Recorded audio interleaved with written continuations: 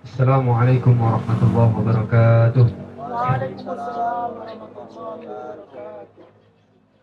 Bismillah, alhamdulillah, wassalatu wassalamu ala rasulillah wa ala alihi wa sahbihi wa man tabi'ahu wa man walah wa la hawla wa la quwwata illa billah. Subhanaka la ilma lana illa ma 'allamtana innaka antal alimul hakim. Rabbi shrah li sadri wa yassir li amri wahlul 'uqdatam min lisani yafqahu qawli, amma ba'd. Segenap jajaran kawan-kawan di Teko, mudah-mudahan kita semua dirahmati oleh Allah Subhanahu wa taala, serta teman-teman sekalian yang hadir pada sore hari yang berbahagia ini. Di hari yang mulia ini Allah masih kumpulkan kita untuk membicarakan ilmu agama. Mudah-mudahan ini dipandang oleh Allah Subhanahu wa taala menjadi amal ibadah kita yang diterima oleh Allah Subhanahu wa taala. Amin ya rabbal alamin. Pertama, kita bersyukur kepada Allah Subhanahu wa taala, yang mana Allah Subhanahu wa taala masih memberikan kepada kita semua nikmat kesehatan dan kesempatan sehingga bisa berkumpul di sini. Ini merupakan kebaikan yang diberikan oleh Allah Subhanahu wa taala kepada kita semua. Dan kebaikan ini menjadi kebaikan yang akan menemani kita kelak ketika kita dikubur. Kebaikan ini yang senantiasa bersama kita setelah kita meninggalkan kehidupan dunia ini. Satu hari seorang syekh atau imam bernama Syekh atau Imam Hatim. Nama beliau Abu Abdurrahman bin Alwan Al-Asam. Jadi Imam Hatim ini, beliau itu dijuluki seorang tuli. Namanya Imam Hatim. Julukannya si tuli. Dia disebut tuli bukan karena dia tuli, tapi karena satu hari dia berpura-pura menjadi tuli untuk menjaga kehormatan seorang wanita. Satu hari Imam Hatim sedang bercakap-cakap dengan seorang wanita yang membeli dagangannya. Lalu ketika sedang membeli dagangan Imam Hatim, wanita ini mengeluarkan angin dari duburnya, alias kentut. Jadi ketika dia kentut, wajahnya memerah, saking kan malunya.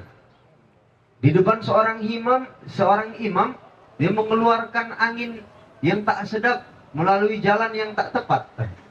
Tepat gak tepat, pokoknya keluarlah dari situ. Jadi malu nih. Maka ketika itu Imam Hatim berpura-pura menjawab pertanyaan wanita itu dengan jawaban yang tidak sesuai dengan pertanyaannya.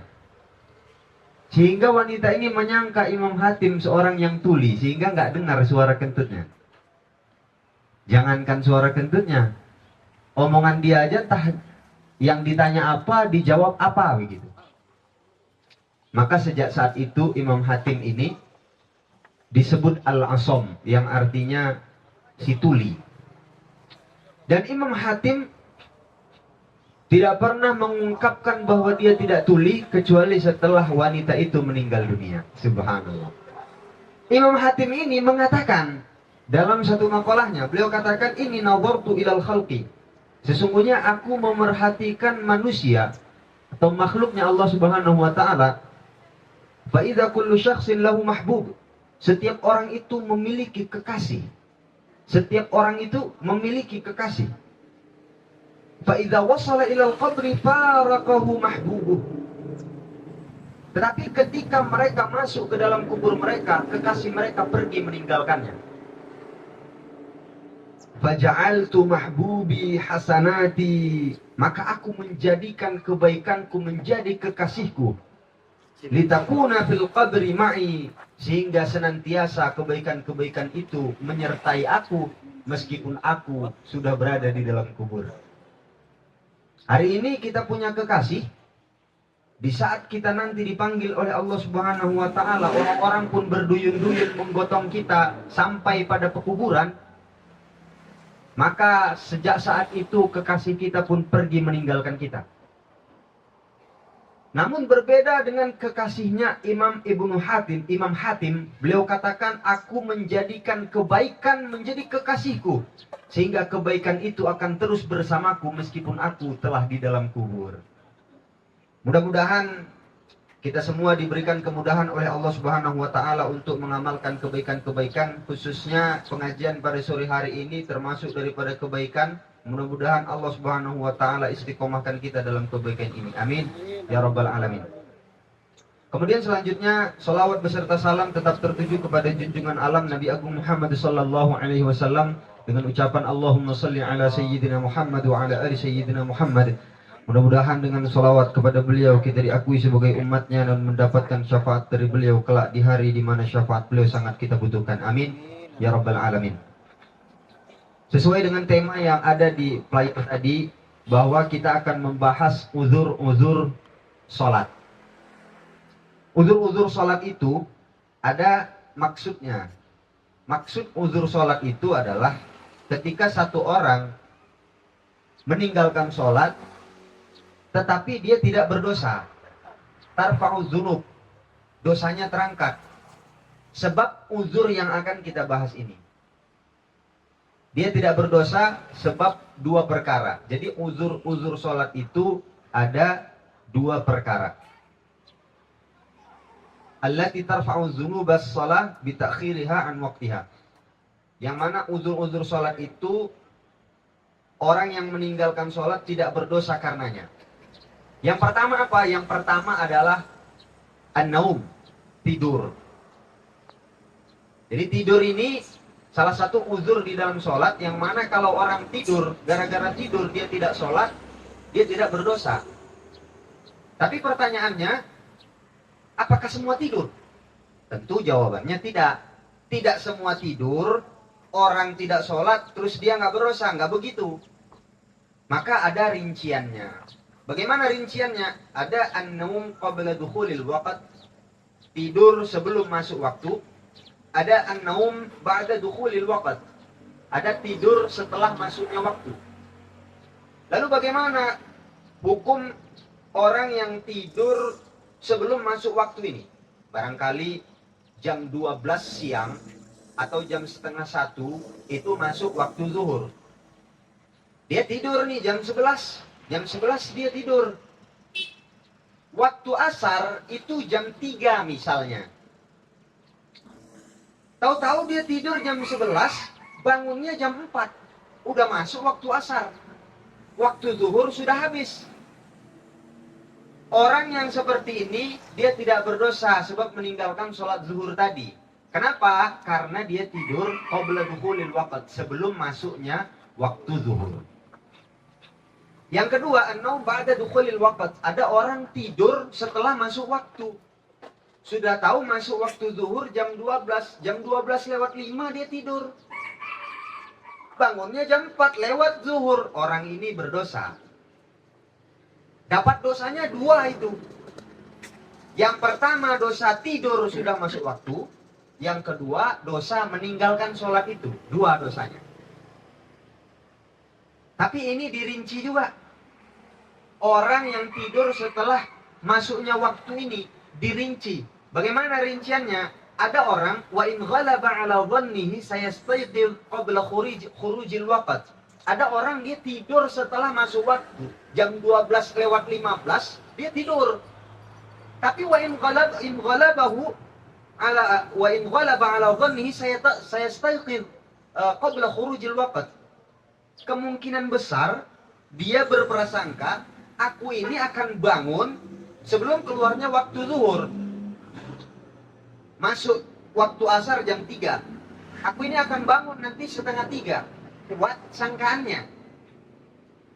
kemungkinan besar dia sudah terbiasa seperti itu. Jam 12:05 tidur, jam 2:30 sebelum masuk waktu asar dia sudah bangun. Maka orang ini tidak berdosa. Meskipun dia tidur itu tahu-tahu bangunnya jam 4 juga. Begitu.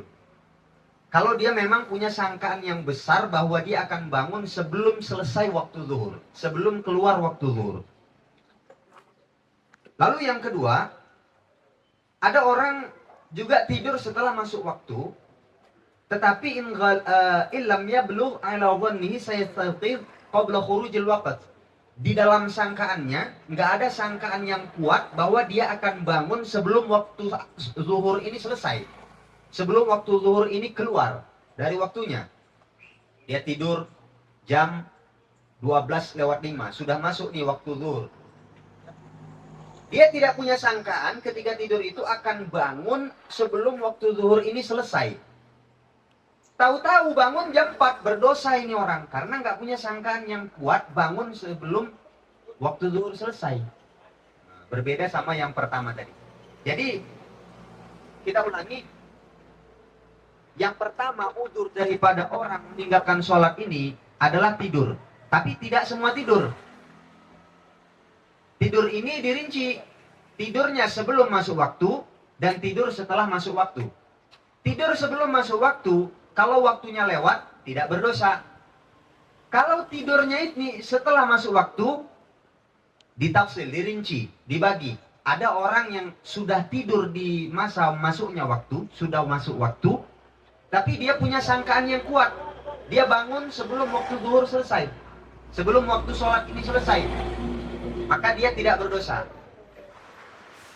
Yang kedua, dia tidak punya sangkaan bahwa dia akan terbangun sebelum selesai waktu sholat ini.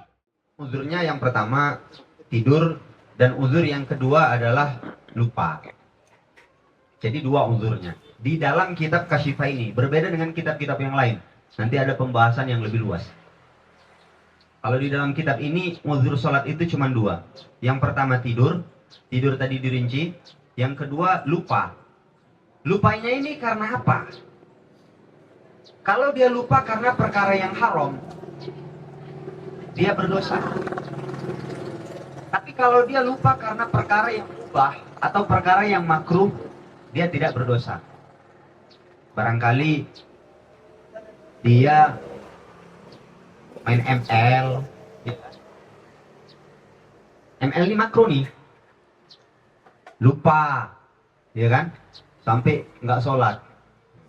Ini sama seperti melakukan perkara yang haram. Kalau perkara yang mubah, dia lupa pada perkara yang mubah, maka dia tidak berdosa. Berbeda halnya dengan perkara yang makruh dan haram. Perkara yang haram atau yang makruh sedang dia kerjakan, lalu tiba-tiba dia lupa sholat, sehingga keluar dari waktunya, selesai waktunya. Misalnya waktu zuhur jam 12, sebelum waktu zuhur dia karaoke di Detun, tahu-tahu keluar jam 4, selesai waktu zuhur, lupa nih karena nggak dengar suara azan, lebih keras suara dia nyanyi daripada suara azan, maka dia berdosa. Nah, karena itu perkara yang makruh. Sama seperti perkara yang haram. Bisa kita cari contoh-contoh yang lebih banyak lagi. Tapi barangkali karena sempitnya waktu dan keadaan tidak memungkinkan, barangkali di waktu yang lain akan kita lanjutkan. Wallahu a'lam bishawab.